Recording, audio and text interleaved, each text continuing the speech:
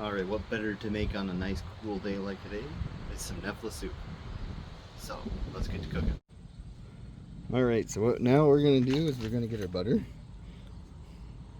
This stick of butter is a half a cup. I'm going to milk a half a cup of butter in here. Get real butter. Don't get margarine. It tastes better with real butter.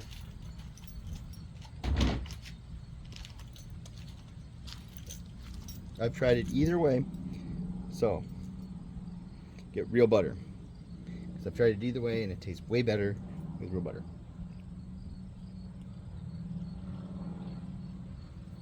What we're going to do is we're going to let that melt down. This is what it's going to do. We're going to let that melt down.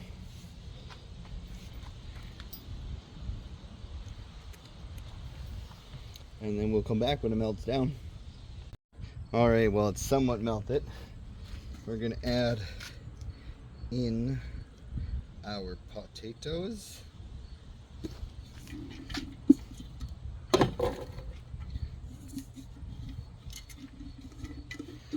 And our onions.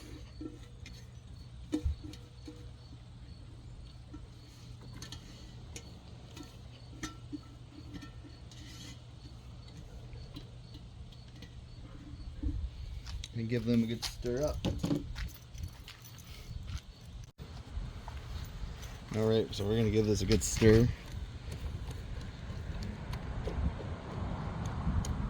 All the potatoes have been chopped up. Oh, they're going to soften and stuff. Right now we're just coating everything in butter. Maybe I missed one.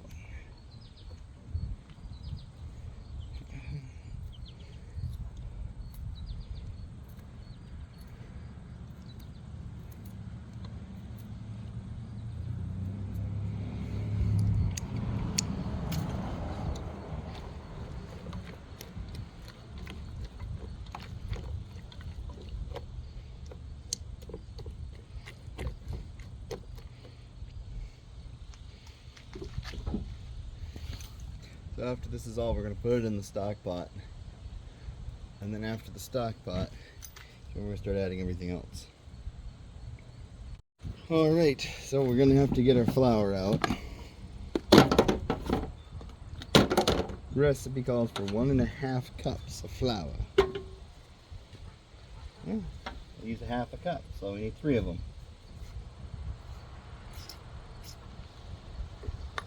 Get yourself 1.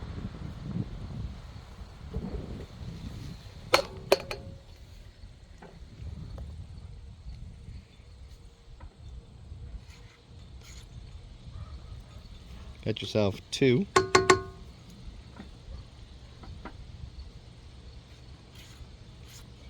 3. 1.5. These are for your knoephla or your dough. 1 egg. 1 egg. No, I cannot crack with one hand. I have tried.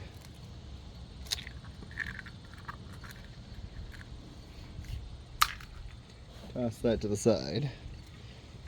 So now that we added our 1 egg,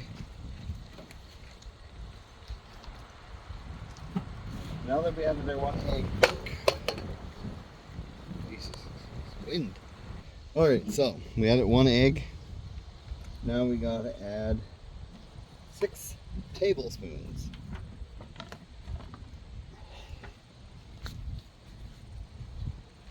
There's 4 teaspoons in a tablespoon. I don't have a tablespoon on me at the moment. Make do with what we got. So there's 4 of them. That's probably like 2. That's like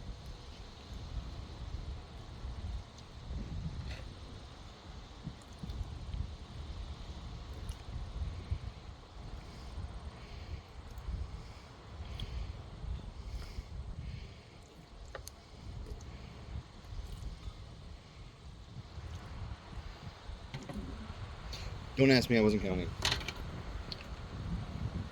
No, I was. Some of it spilled out and it kind of created maybe an extra tablespoon or two. But we'll add more if we need to be where we're at. A little bit of salt.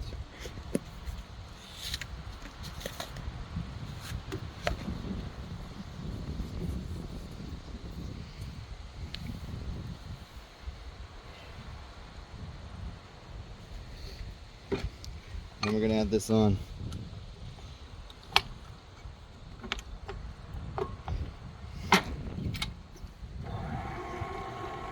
Let that mix up.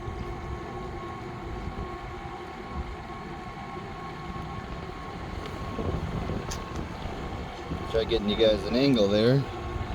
Making some dough. Eventually that egg will be beaten in there, but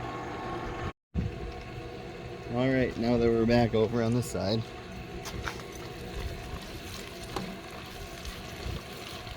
Our potatoes are starting to soften up.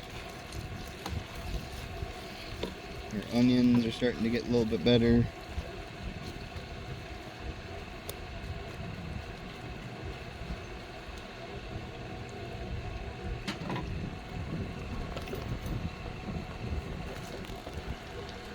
If you guys wanted to get closer, just say so. See, I cut them in little like shoestrings.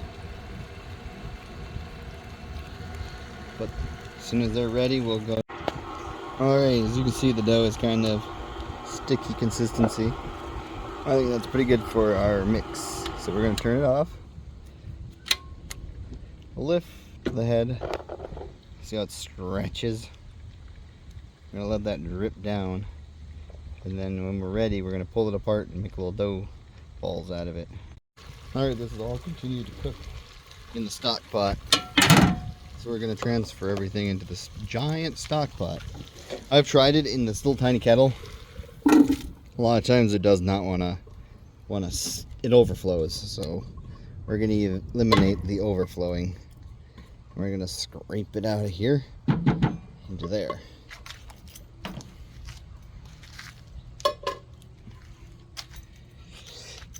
Put this back on the burner over here. You guys are almost too small to see in here, but anyways, we're gonna mix it. Alright, hopefully this view is better for you. So what now we have to do is add the milk in, which is 3 cups. Like I said, we got half a cup. 3 halves. 3 cups, you need 6, you gotta double it.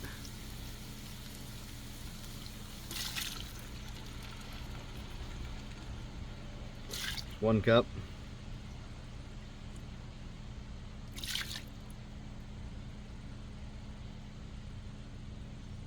2 cup.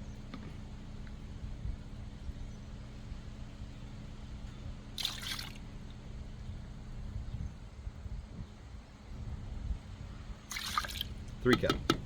3 cups milk. Turn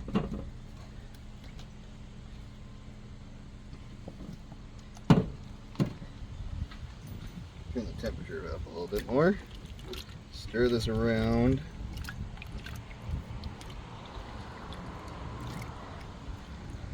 Bring that to a nice boil. And then we will move on to our next step. Try using a spatula like this. That way you can scrape more instead of like a metal one.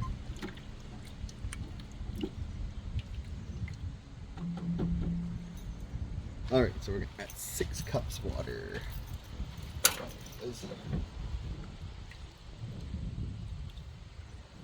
Half.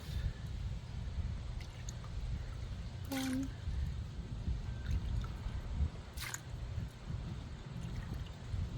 2.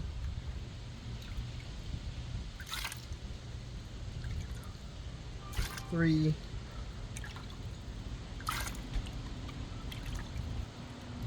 4. 5.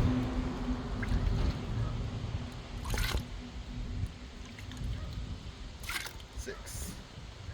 6 cups of water. And then you want to get yourself some chicken bouillon cubes. You want to get 6 of those guys.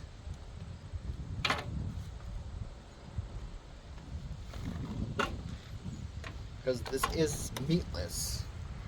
There's actually no meat in it, so this adds your chicken flavor.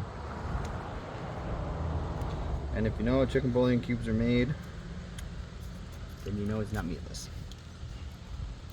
Well, technically.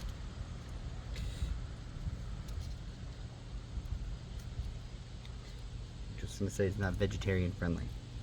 But if you want a vegetarian version of this, just add vegetable bouillon cubes.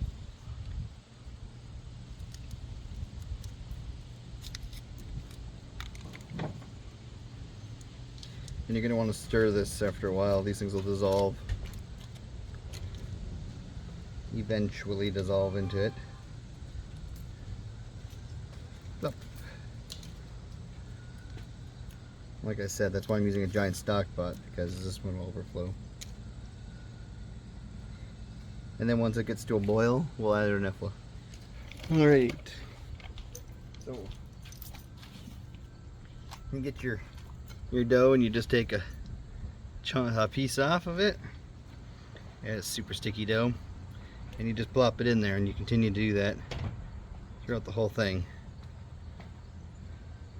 Doesn't matter how big your things are, they will cook in the sauce and get the flavor. Alright, so we got all our noodles in here. See, they're cooking up. They're all different sizes. It really doesn't matter what size of noodles you have. To me, I think the noodles are the best part. They absorb all that flavor and stuff.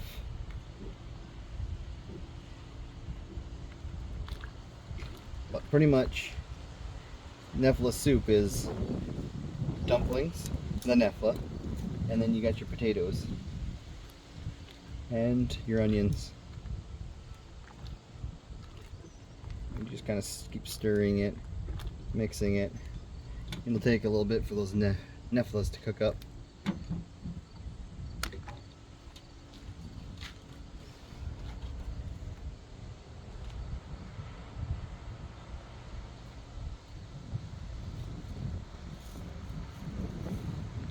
Should make an apple pie.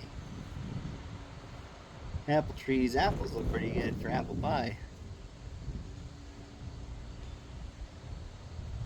Maybe that's what I should make the next video, some apple pie. Take them off the tree over there. They look pretty ripe and pretty red. I'll have to go check. Make some apple pie. Sounds pretty good.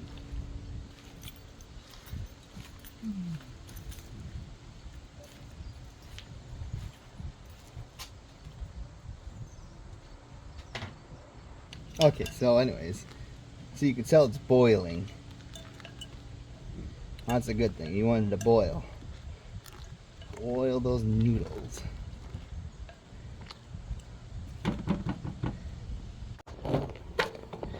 Alright, do you see that foam there? It's nice and boiling. I think we're getting close to being done. I tasted one of them and they taste pretty good to me. So I think this is ready to be served. Just go get a little bit of black pepper.